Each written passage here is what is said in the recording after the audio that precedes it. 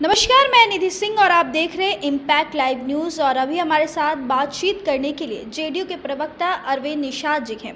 तो सर, जिस तरह से सम्राट चौधरी को अध्यक्ष पद से हटाकर दिलीप जायसवाल को अध्यक्ष पद दे दिया गया है, क्या लगता है सर, इस तरह का सम्राट चौधरी को पद से हटाने का क्या मतलब हो सकता है?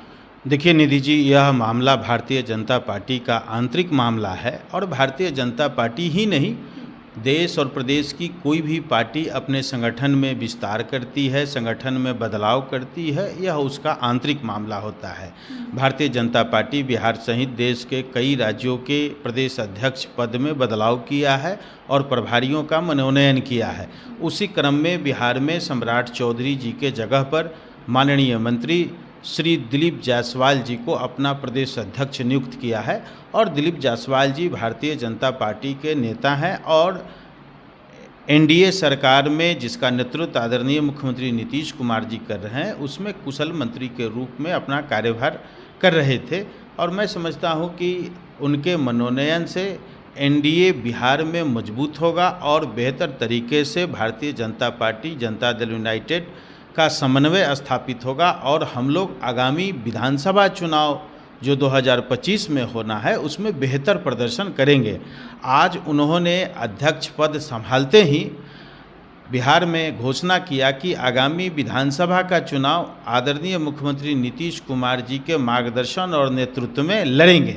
यह एनडीए के लिए और हमारे लिए खुशी का विषय है कि आदरणीय मुख्यमंत्री नीतीश कुमार जी के नेतृत्व में चुनाव लड़ने की बात उन्होंने किया है।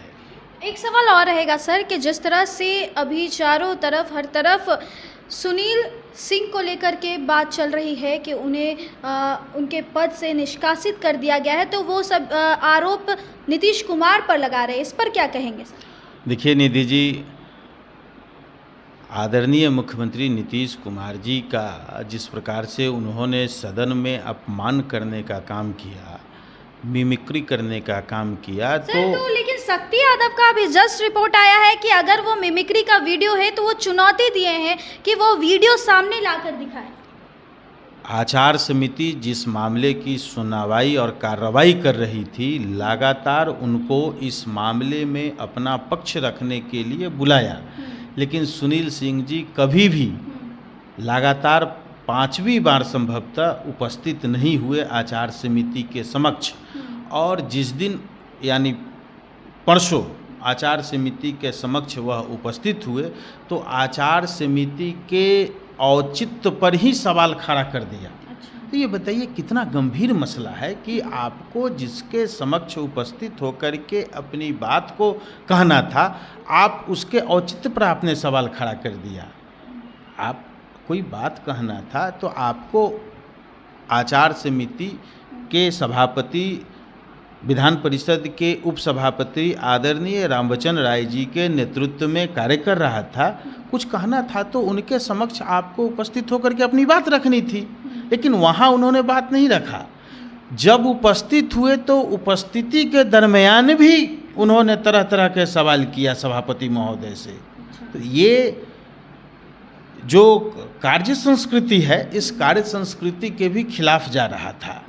तो इस प्रकार से जो उचित विधान परिषद की कार्य समिति ने पाया, आचार समिति ने पाया, आचार समिति अपना रिपोर्ट सभापति को दिया और सभापति अवधेश नारायण सिंह जी ने उस पर तत्काल कार्रवाई करते हुए उनकी सदस्यता समाप्त कर दी।